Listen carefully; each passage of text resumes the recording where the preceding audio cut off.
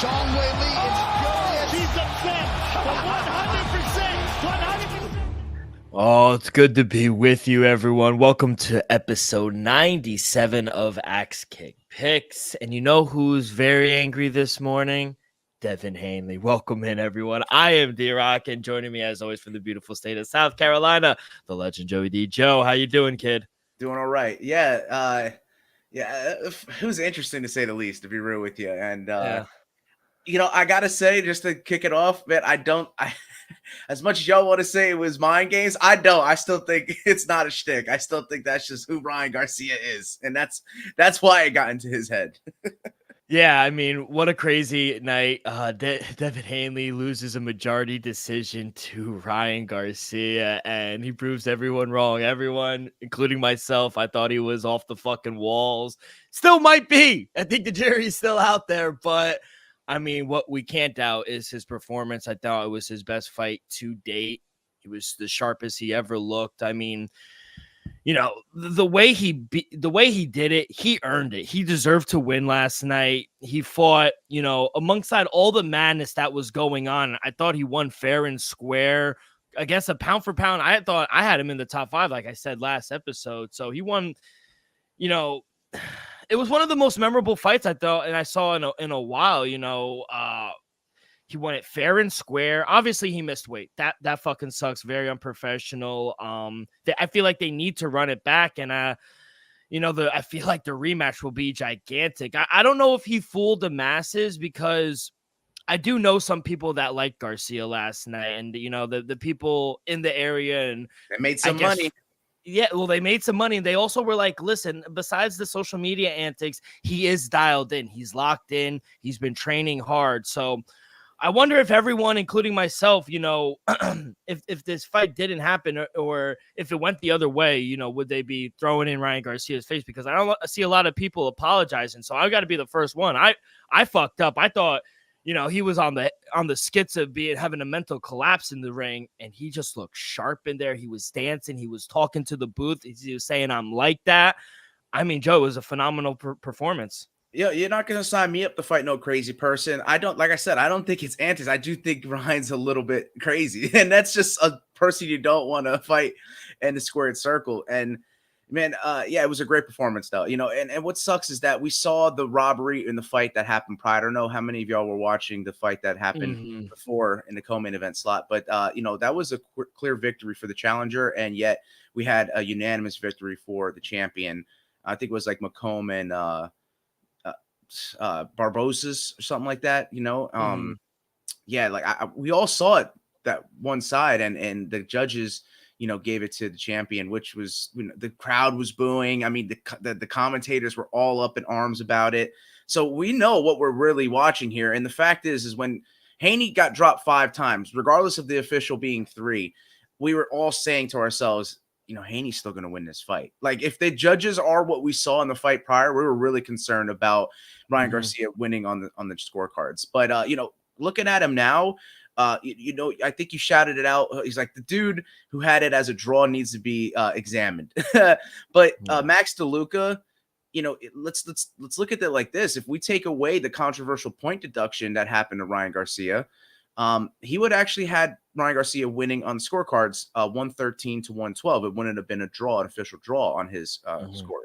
And, we have the 114, 110, and we have the 115, 109. Those would also be an additional point towards Ryan Garcia. You would have 115, 110 Garcia and 116, 109 the other way. So, yeah, I think the point hurt him. The antics led up, maybe got into Haney's head. I mean, definitely did. Coming in overweight may have been an advantage for him, but I think Haney looked good physically. I just think that it was the power differential that was the factor in the thing. Ryan Garcia carried a lot of weight in his hands, and he showed it before, but who looked the best in this was Gervonta Tank Davis, because when it came to power versus power, I know you could say the hydration clause, was thrown into the mix, and that's what screwed Ryan Garcia the first time out. But hey, man, when they went head to head, we saw that Gervonta Tank Davis deserves to be in the pound for pound list there. He looked the best out of this weekend.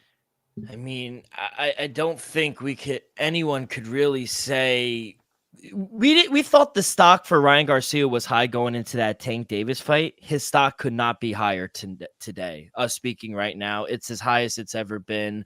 I don't think Devin Haney looked all that bad. If I'm being honest, early on it was going his way. Besides the first round, it was clear 10-9. He wobbled him with the left. I thought rounds 2 through 4, 5. I thought Yes. it was going Devin's way. He was picking them apart. He Landing was the jab. Yep. landing the jab. He was keeping the distance. But like you said, when he connected with that left, he felt the power. And I will say, Ryan Garcia looked much bigger in there than Devin Haney did. Yes. The size was definitely different. He said after the fight, he can't make 140 anymore. He's moving up to 147. So we'll see. I agree. I thought again on the ref, he kind of got me mad as well. One incident, no warning for the back of the head shot. I mean, that's kind of little. It wasn't even back of the head shot. It was a punching on the break. And we saw Floyd Mayweather knock somebody out due to that. Not even really on a break. It was just like it should. I don't like think a love tap happened. Yeah, it should have been a warning first. I guess there's high stakes involved, but it turned people the wrong way because it's like, man, you're really more on Ryan than you are Haney for all the crotch sniffing. I would say ban wrestling from boxing because what are we talking about here? I mean, was ridiculous with what amount of clinching that was going on and literally diving for the legs at certain points. That wasn't allowed. If we had a point deduction for that kind of stalling, then we would have had the tide turn and maybe seen a knockout and maybe your under would have hit. Yeah, I mean, it was I was when he knocked him down. I think in the 7th or 8th when it was the 9-8 round because the deduction point. I said, "Oh, it's live, it's live." But yeah, no warning was insane. I thought, and I don't know. The clinching it makes it unwatchable, Joe. It does. The amount of clinching that both of them were doing. It wasn't just Ryan, it was Devin Haney as well. Well, the shoulder roll into the back turn where you can't really get a clean shot on What were your thoughts on that? Because the commentary thought that maybe Ryan Garcia was doing that on purpose. Yeah, no, absolutely he was. Yeah, Ryan Garcia, that's just like a tactic, but it's just like a lackluster one. It's one that's not exciting, and you get the back of the head shots from stuff like that. And shout out Sean O'Malley for making fun of it. He immediately hit his skit on. He was hitting him with the left, and he was just turning his back. That was great. Yeah, we know as fight fans what we're seeing, so you can't really fool us anymore. Boxing needs to step it up, and the fighters need to get in there and mix in their courage with their skill set. We're seeing a lot of cowardice in there. I hate to say that because it's making boxing look bad. So let's call a spade, as you like to say, and get better. Let's get better fights when they actually are made. And Ryan Garcia, he's not gonna be able to fight Devin Haney if Devin Haney's gonna stay at this weight. Like you said, Ryan Garcia's gonna have to move up, being that he missed it. Yeah. So that's another thing. One thing that isn't for sure, he shook the world last night. Everyone counted him out. I mean, everyone going to Twitter and saying, yeah, the kid had fooled me because he looked better. Obviously, hindsight's 2020, but the kid's a superstar, man. He sells. The pay-per-view the numbers didn't come out yet, but I'm imagining it did really well. I guess what's next for him, obviously maybe the rematch, but this might have to be at a catch weight. He was talking about he calls the shots now. We hear Jersey's own Shakur Stevenson say, you know what, me and Ryan would be a really good match. They've been entertaining each other on Twitter. Maybe does he go and fight Tank Davis and get the rematch there? I mean, he has options, brother. I believe he does, but I don't think you're going to see him fight that big of a name anytime soon. It's probably going to be another year until so. Yeah, I think Ryan Garcia is going to have to fight somebody that's not holding a belt. Especially if he's going to have to move up a weight class. Like regardless of what he did, he's not getting into the top 10 pound for pound for me. He removed Devin Haney because in my pound for pound ranking, I don't have anybody with a loss up there. If boxing wants to be with the way they are, then I'm going to play ball. Don't hate the player, hate the game. I have Bud at number 1, Inoue at 2, Dimitri Bivol at 3, Canelo at 4. I know we talked about it, but I just want to reiterate. Artur Beterbiev at 5. And like I said, Gervonta Tank Davis is now at 6 because he looked the best from the weekend and not even stepping into the ring. Alexander Usyk right behind him at 7. Tyson Fury, the Gypsy King, at 8. Jaron Boots Ennis at 9 because he's undefeated with a lot of knockouts, and he's going to have to fight Bud Crawford upcoming soon. You know, they're at the same weight class, and he's got a belt that Bud Crawford wants. And we have at 10 for me, rounding out the top 10, Jesse Bam Rodriguez, because he just vacated the flyweight belt to move up to junior bantamweight. So you got a guy who's now fighting in multiple weight classes. He deserves to be in the top 10 with an undefeated record there. And honorable mentions, David Benavidez, WBC interim middleweight champion. He should probably get the matchup with Canelo next, depending if Jimmy Munguia, who I have there as honorable mention, 43, 34 knockouts, is going to fight. So those two guys right there, they're, breathing down Canelo's neck. And Jai Opetaia, look up for him, the cruiserweight guy. I'm expecting if Usyk wins or loses that he can get a matchup with him soon. So, of course, Newark's own Shakur Stevenson rounds out the honorable mention list. I really think I hope, I don't know if he goes a different route and fights a little less of a guy. I would love to see. I think he needs to capitalize on like the stardom of who he is and get a guy like Shakur Stevenson. Yeah, the momentum. Exactly. It's a bad matchup for Shakur. I think Shakur, he's got good footwork, but it's that power. And if Ryan is going to come in big, he's got to watch the left hook. He can lead right into it. I'm pretty sure Shakur is not a southpaw. I'm pretty sure he's orthodox. No, he's coming in there. He's going to try to like weave in and out of it. He can very well get hit with a nice check hook and get dropped, just like Devin Haney. The commentating crew kept, I guess, referencing and saying he kind of reminds you of a Ryan Garcia, that is a younger Oscar De La Hoya, the promoter of Golden Boys. Do you see that? With the left hook, a pretty boy. Yeah. I mean, he's being molded by him. You know what I mean? Yeah, I absolutely could see it. Same Mexican descent, they do got kind of a warrior spirit in them. And like you said, they got the showmanship as well. So, yeah, absolutely. I think that's Golden Boy's, cash cow. So yeah, they're going to want to promote him. But it's just also the promoters are very hesitant when you get a loss on your record. So now Devin Haney's going to be in for some turbulent times. And I don't see that he's going to ride that win against him for a while. That's what I'm saying. Like, obviously we'd want to see him get it back after beating Devin Haney, because we all thought Devin Haney versus Tank Davis was the next one to make. So it would only make you think that Tank versus King would be the next. But I'll be honest with you. I think Gervonta Davis is going to go another route, and you're going to see Ryan Garcia have to take a match in the meantime. Where do you think Devin Haney fights next then? Well, he's going to stay at the same weight class. There's 3 other champions that now I don't think he has a belt any longer. He lost the WBO or WBC. Regardless of the fact is there's 3 other champions in his weight class that could claim the throne. So maybe he has to fight one of them for their belts and can unify the current belt that he lost, that he didn't Garcia didn't get it. But the fact is, because he lost the fight, he dropped the belt. It's vacated now. Yeah. So maybe try to unify 2 belts with one of the other guys in his weight class. Real quick, I could see who is there, because it's that's why I would remove him from the top 10. It's a shame to do that to a guy, but the fact is you have now a loss in your record. I'm going to be stingy as boxing is with who they want to set up. And I feel like that, Joe. Just same thing with the UFC and all mixed martial arts, boxing as well. It's kind of like, what have you done for me lately, kind of thing, Yeah, and that's why I think recency bias.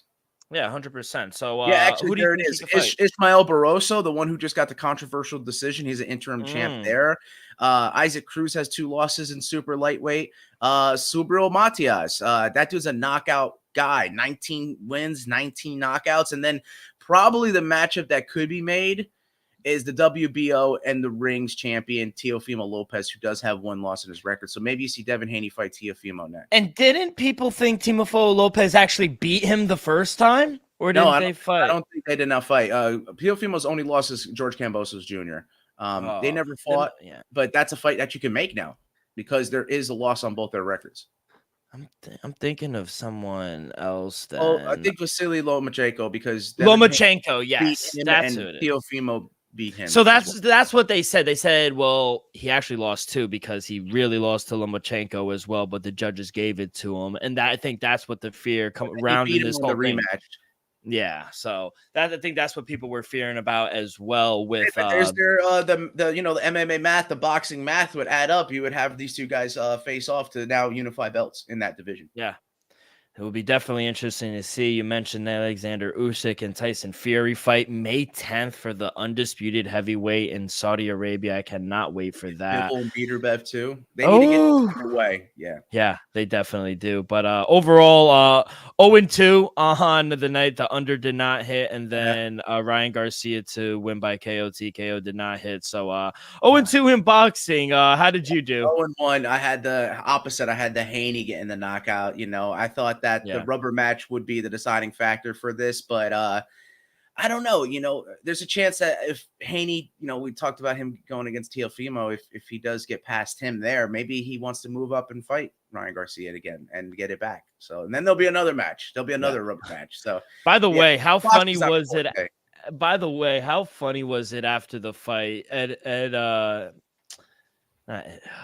Eddie Hearn and Ryan's father in the back. He goes, "Fuck you!" And then he's grabbing his cock. He goes, "Fuck!" It's like such boy beef where it's like, "Fuck you," and then 5 seconds later, it's squashed. Like, "Oh, You're no, cool. respect. You're cool. I like you." Well, Eddie thought- Hearn was coming out and saying that Ryan Garcia looks like a man that knows that he hasn't put the work in, hasn't prepared for a fight like this. But like I said, I think it's now just a part of who Ryan Garcia is. I don't think it was necessarily just strictly mind games and putting on a facade. I do think that that's how Ryan's going to be from here on out. So expect some social media, expect some influencer work with Ryan Garcia. He's going to get more popular from this, no doubt. Oh yeah.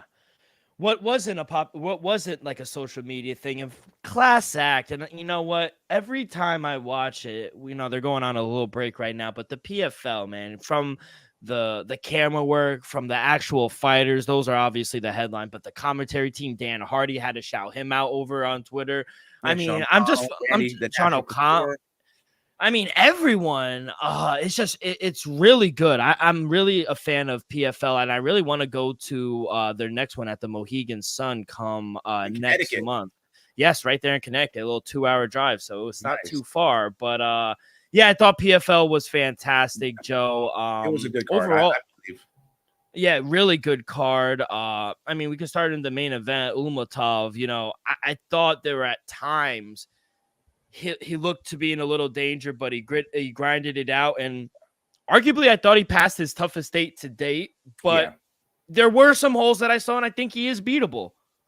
That's fair. I was going to say, I don't necessarily think so, because I think Koreshkov, he's a tough out, and so that, like you said, it could possibly be one of his toughest tests all season. Yeah. We have yet to see that when we get moved on into the regular season, but I like Umatov. I think he's a tough out for anybody. He poses a bad stylistic matchup, especially with that wrestling, and he has the ability to stand a little bit. So yeah, that's just tough for anybody, especially if you're like more of a stand-up fighter. You don't want to get in those grappling exchanges with him. So, but that's a fair take after seeing him go against an older Koreshkov. And yeah, in the co-main event, I'm glad you hit, because if we both didn't hit, I would be even more mad. But Brendan Loughnane, man, despite the short stoppage, because I do still think it was short stoppage, it probably would have ended sooner than later. But Loughnane looks solid right out of the gate. Absolutely. Yeah, I don't think Pedro could have taken many more shots. And, you got to save him for the rest of the season, too. If he gets badly hurt then you lost a fighter in that weight class. So, that's the ref's job, is to protect the fighters, not really make themselves too involved into the fight. But I thought it was an all right job. And Loughnane was just going to keep landing those shots because he looks as sharp as ever. So, yeah, I hit on that plus 310 first round KO TKO. Sorry I didn't get to the second for you, but no, it's all good, man. Yeah, like I said, if I didn't hit, I'm glad the show hit and you hit. So, yeah, I mean, if we both would have not hit, then I would have been really mad. But what we both did hit on. Oh, my God. Musaev is a beast. I mean, that right hand put Storley down immediately. Yeah. The guy's a fucking unit, kid. Yeah, absolutely. He's a threat in that weight class. And getting past, like we talked about, the wrestling, like he might be a threat for anybody. I'll be honest with you. Are they in the same weight class, Musaev and Umatov? That's the same weight class? Yeah, yes. So that's the threat that he needs to watch out. Someone who can definitely grapple with him, and someone who's going to bring the pain on the feet. And to catch a USA wrestler like that, NCAA guy, Logan Storley, and just not even be, just like be disdain for his grappling, Yeah, he's definitely a problem. And he's young and aggressive. Yeah, Yeah. Musayev is legit. Great knockout from Braga. I'm happy to see him bounce back in a big way against a good fighter in Gonzalez. Thoughts on the knockout? Yeah, we said it. Justin Gonzalez is as tough as they come, tough as nails, and he did it for his father, Gabriel Braga. He didn't get the championship he wanted last year, but he surely brought it here, and he's got the quick six, and he's looking good for the rest of the season. And I've always liked Gabriel Braga, undefeated fighter. That's why I favored him when he fought Jesus Pineda last year. But yeah, I think he has a lot to prove. He's got a chip on the shoulder, and he's going to want to win the championship this year.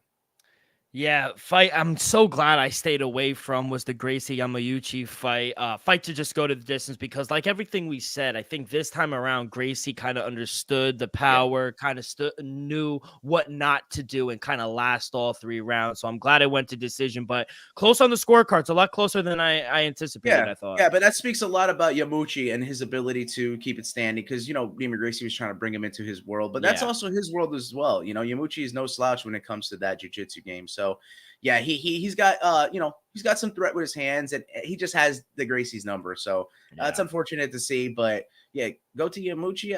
I think he had one a little while back. I think maybe like 2 or 3 years ago, like when they first started. So he's trying to get the championship back in his corner. He is.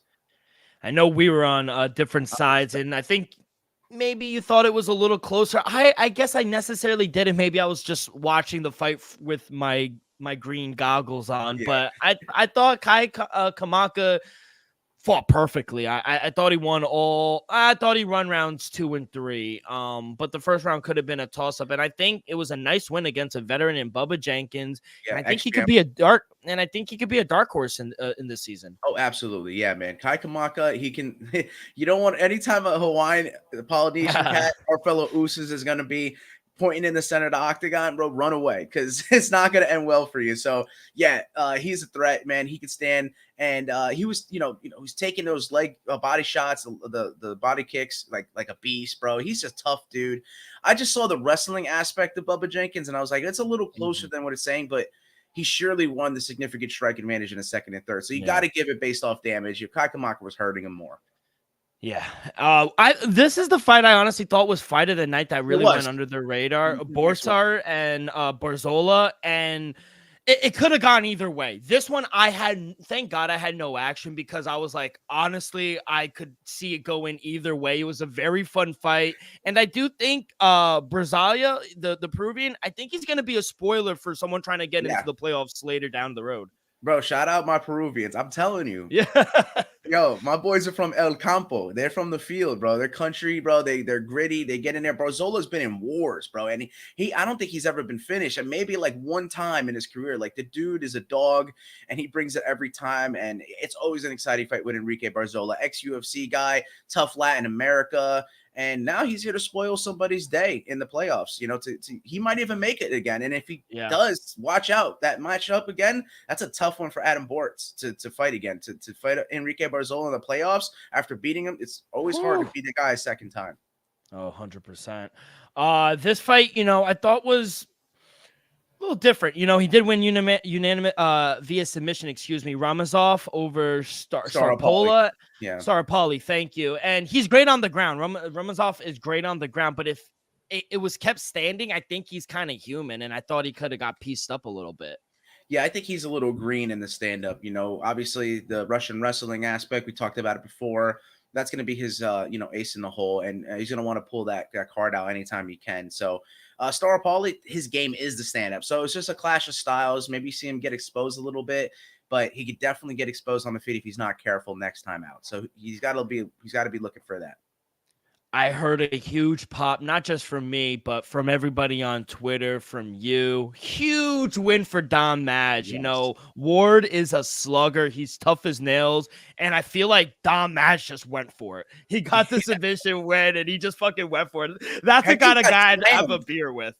Yo, absolutely, man. I think he got slammed too. So like he came back and just got up off the mat from Brennan Ward, and then he just, he put it on him. He started hurting him. He had that knee land, and then he snuck in like the standing rear naked choke. And Brennan Ward's not much of a grappler. I hate to say it, but like you said, he's a slugger and he always brings it as well. So that was an exciting one for the fans, man. Shout out both fighters in that one. Tyler Diamond, I thought he had easily one of his best performances. Dominated all 3 rounds, win unanimous decision over Rodriguez. Thoughts on Diamond? Yeah, he looked really good, and I shout out everyone that had him on that side. I took away a little bit. The 2-fight skid is kind of, but look who he's fought. He's fought the who's who in his weight class, and Otto Rodriguez is not known to be a stand-up guy. He's never finished one fight, and granted, he never lost a fight, TKO or KO yet. He's just a submission ace guy. So the fact is you should have seen that. See, Tyler Diamond's going to be able to wrestle with him, and he's going to be able to throw punches a lot better. And that's what we saw. Tyler Diamond was just bringing it to Otto Rodriguez, and almost got him out of there with like a doctor stoppage. So it was close. It was close to being done early, but yeah, Tyler Diamond was dominant. What was early? Thad John. He is going to be a problem. First fight of the night, knocked him out. He's a prospect to watch. Yes, yeah, absolutely. 100%. Yeah, I had that prediction exactly right. First round KO. Yeah, I mean, shit. If we just took our record for PFL, we did amazing. I went 6-2 on PFL overall, 6-3 on the weekend. Joe, how did you do? I did 8-4 overall from prelims to main card. So what's that in total? You said 6-2 for PFL. Yeah, so that's 14-6 overall between you and I for the show.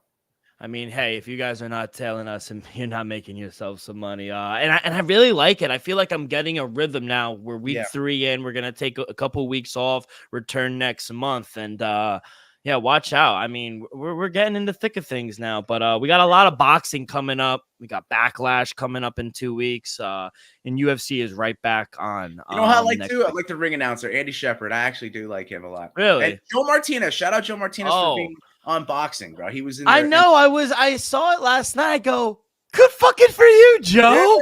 Yeah. Fucking go out there and Barkley and make some money. And I thought he did good too. Absolutely. I like him. I like Joe Martinez, especially with the Hispanic fighters. I think he does it better, obviously, the pronunciation than Bruce Buffer. But shout out! We got to give our flowers to Luke Rockhold, man. I know you're on Joe Schilling's side, but I love the Pit. This is honest. I got to be honest. This was my first time watching Karate Combat. I'll say what I liked. I love the Pit. I thought the Pit was fucking phenomenal. Right? The crowd, amazing as always in the Middle East. That backdrop. The backdrop is like breathtaking. You don't know it, but you think it's like real out there. I love the fights. Craig Jones he's an absolute weapon. Bro, not once, but choked Henot twice out. He was out the first time in the ref, and he let go and said, "Are you gonna?" Oh my god! One thing I didn't like though was the commentary team. If I could be a critic, they weren't the best. Okay, are you being a little bit of a stickler with George St. Pierre and Big Mike and Boss Ruben? Yeah. I love them. And Mike, like. Mike's getting a hang of it though. Shout out Big Mike. I'll be honest with you, bro. Like he's getting a hold of it. I've seen a lot of improvement from him when he first came on. I think it was Rick Ross's backyard throwback too. He is so green, bro. He didn't know what he was really watching, but after only a couple months of watching Karate Combat, he's now getting it. I'll be honest with you. Majak, he's on top of it, and I think he's studying behind the scenes. So you got to credit dude for putting in the work. Who's new? 100%. Yeah, it's 100% new to them. They're going into a realm that they've never even watched, and Big they go to UFC. Yeah, Robin Black, George St. Pierre, Boss Ruben, they're legends. It's a weird combo, I would say. When I get to have a little bit of the accents are throwing you off, but I dig it, bro. I really love it. I think it's a color cast. Granted, it's my first time watching. So I think once I get the hang of it and I get accustomed to all the voices, I think it will be all right. But yeah, the fight, I thought the first 2 rounds in the main event were kind of a feel out round. I definitely thought Luke Rockhold had the clear power advantage. And once he broke his nose. He got his nose broke. Yeah. Yeah. What'd you think? I know that was your boy Joe Schilling, but he has no chin anymore. He died. He's old. And the 2-year layoff and 2 weeks notice, he said it. He came out on social media, he said that doesn't fare well for you. And Luke Rockhold, he's now been in some like big events, coming off the Mike Perry fight, fighting Paulo Costa.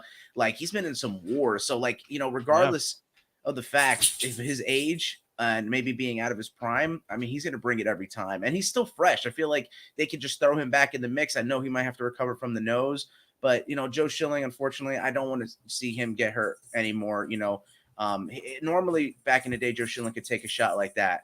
But, you know, it comes a time when you're not able to take that shot anymore. And Joe Schilling's still a savage, but you don't want to come across Joe Schilling on the street. You're going to get slept. So shout out Joe Schilling, legend, glory kickboxer, K1, everything you can imagine. But Luke Rockhold, they got a guy that they can put on a main event card in the future. And I think they already announced KC46 as well. So that was my next, like, who, if there's no champion, I guess they were also talking about the people, the stockholders with the Bitcoin. That's kind of how they're funded. It's a very interesting thing, and still learning. They had the flood in Dubai, if you heard about that. Yeah, I did hear about that. The champ in the fight prior, because Luis Rocha fought like Merzbek or so, I forgot his name entirely, but they couldn't wrap the belt around the challenger's waist because he did knock out Luis Rocha. And they were like, "Where's the belt?" And they were like, "Man, there was a flood in Dubai. Like, with the shipping, it's not lost, but it just hasn't made it. So it's like, it's just a mess." But it's, you know, shout out for them for announcing it and being transparent with what's going on. I think President Awesome, he's doing a great job. He really is. He's doing an awesome job, no pun intended. Who is headlining the next thing, the next pay-per-view? I don't think we have a headliner, but they announced a card. Yeah, KC46, exactly. Where is it, in Dubai as well? No, they didn't exactly say that. Man, why am I drawing a blank here? Because I'm trying to look it up. Now, is it like UFC where they do kind of one time a month pay-per-view, or do they do, you know? I think they're building towards that. I don't think that they're there just yet, but yeah, hopefully soon enough that they can start putting on monthly events. Yeah, they don't even have it on Tapology. They don't have it on the website, but they did announce Karate Combat 46. So I think it might be a kickback. So I think that they're like you spoke about in the show prior, trying to getting on American soil. I think that's something that they're going to be able to do. They're going to get it back, maybe you know, at Sim's mom's house, just until they get the clearance arena or something like that, or they build a fan base where they can actually sell some tickets. Now, I know you had Joe Schilling, but outside of that, any other bets you made for Karate Combat? No, that was the only one that I saw. That only time they had drop lines. I didn't really drop lines for any other of the fights, but it was exciting. Like you said, you smash out the Craig Jones fight, and then the co-main event slot was for the title. So in the main event, they only had odds, and you know, Luke Rockhold at -200, there was nothing to take on him straight up. So that's why I went with the dog, and it bit me in the rear. I do like how it's live and free for everyone, especially when you're a new company on YouTube. That's what I really like. Yeah. And I think they understand that. They understand that it should be free for the audience, free for the public to get more eyes on it. And then when they build and amass a roster, they can go ahead and put on a pay-per-view that people will actually pay for. And then they'll be able to pay the fighters even more so.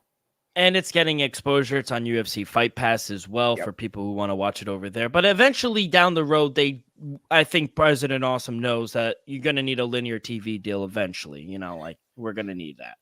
Yeah, so that'll come. But they're doing right by the names. You got George St. Pierre, we mentioned. I know you were a little controversial with the commentary team, but it'll grow on you. Trust me. Boss Root, and these are legends of the sport. And then Big Mike on the social media influencer aspect, bringing them in. You know, as soon as they start bringing some celebrities into the event, which they already have, boom, there you go. They have in. I'll just get Connor. Connor will, and then we'll see you. The skill set would be sick for him, to be honest with you. Oh my God, it'd be amazing. Be real sick for a lot of fighters, that's for sure. But yeah, overall, really great weekend, winning week here at AKP. So keep sticking with us, and we'll keep making you guys some money. Some news towards the end of the show, but before then, a quick word from our sponsor. We are brought to you by Viva Tequila Seltzer, the most refreshing hard seltzer on the market, hands down. It is no wonder why Viva was voted #1 hard seltzer in the world by San Francisco World Spirit Competition.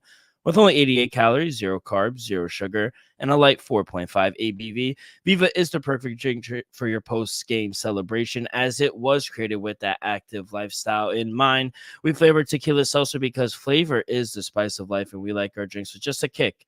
just like how we like our lives, whether it's Huckleberry playing a round of golf with the boys or an elderberry watching the NBA playoffs. It doesn't matter. Our favorites pair perfectly with that artisanal Blanco tequila for that subtle and refreshing drink. Our belief here at AKP and at Viva is to live long, live well, and live it up.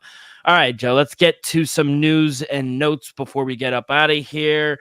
One of the biggest free agents in the MMA world, Paul Hughes, has chose to sign with the PFL. He announces on his Instagram that he will enter both the 2025 and 2026 $1 million tournament.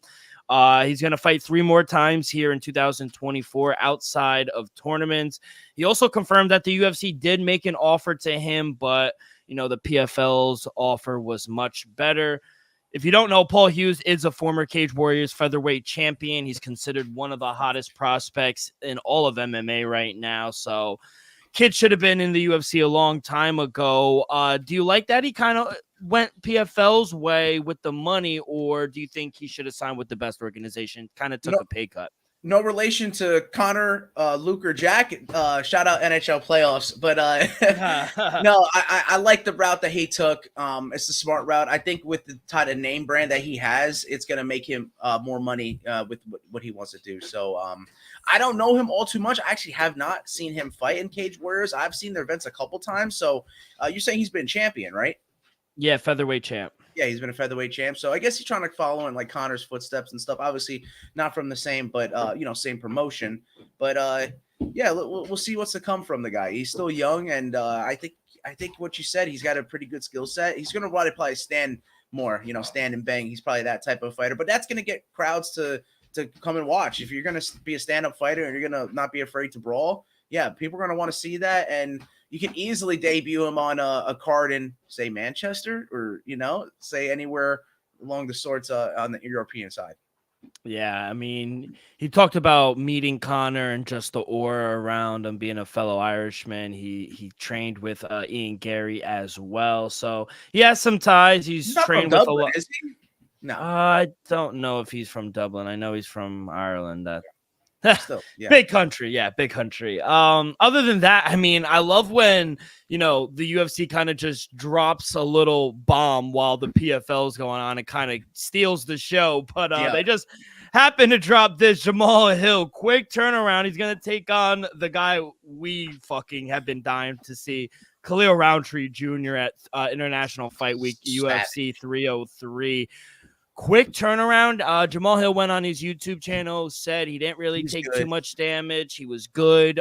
He saw the punch. He remembered getting knocked out. So he says he's all good. He wants the quick turnaround. He doesn't want to get out of shape. I actually think the quick turnaround is good for Jamal Hill. I don't know if the opponent is good. There you go. That's the key right there. Yeah, Khalil Roundtree's a savage. And it just seems like the way he lands with his punches is like, if you don't say like, Alex Pereira got you hurt there, Khalil Roundtree could really get you hurt, man, because he's just a heavy hitter, bro. And if that's a stand-up fight, he could utilize some wrestling, but just the way he's throwing like that Muay Thai stuff, bro, like Khalil Roundtree is just sick with it. So yeah, Jamal Hill's gonna have to watch out. It would be hard for him to take 2 back-to-back KO losses, but he's a dog, and I believe him when he says that he was all right to come back for short notice, and it's not too short. We still got a couple months until then, a month and a half or about. So, yeah, it gives him enough time to recover and, rehydrate. And I just think he does that well. So Jamal Hill should be in place to fight a Khalil Roundtree. But like you said, that is a tough opponent. I'm just looking. It's about 9 to 10 weeks. It's not the quickest turnaround, but it's fine. I don't mind the quick turnaround. I just think Khalil Roundtree's a fucking weapon. And he does get a title shot through this? Because we talked about it. Ankh is probably the one line in weight, and Yuri's right there as well. So does Khalil Roundtree get a title shot off Jamal Hill, or would he need one more fight? Well, let's hypothetically speaking, if he does beat Jamal Hill, he'll be number 3, right? And we think that's around July. When is Yuri going to come back off of that toe injury? Honestly, as much as I want Magomed and I think he deserves the next title shot because I think they got to kind of move the division. I don't want to see another rematch. Yuri is convinced he's getting the next shot, which I don't want to put it past him because I do think he has a good relationship with Dana and the UFC. But I really don't know. I kind of want to see how the cookies crumble, but I do think Magomed is next. If not, it's Yuri. If it's not Magomed, it's Yuri Prohaska. They're going to run it back. But I do think if Khalil Roundtree winds up, especially if he knocks him out, oh, yeah, Khalil Roundtree is next. He could jump the ladder. He could jump the ladder, or they'll put him in a number one contender against Yuri Prohaska because they're just going to go at each other. So.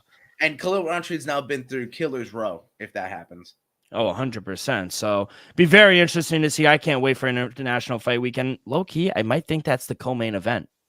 Ooh, how about that? Murderer's Row. Murderer. And then lastly, Deiveson Figueiredo, he called out Hall of Famer Dominick Cruz for a fight at International Fight Week 303. He believes a win over Dominick Cruz just because how big his name kind of moves. A win over him, they said he earns a shot at the bantamweight the belt. What do you think? No, I mean, you don't have to fight Dom Cruz, bro.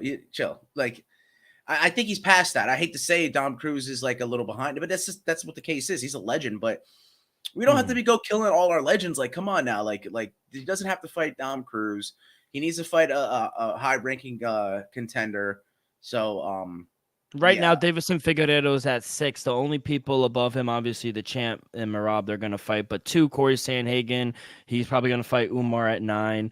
Piotr Jan, he just tore his leg up again. He's at 3. Marlon Chito Vera.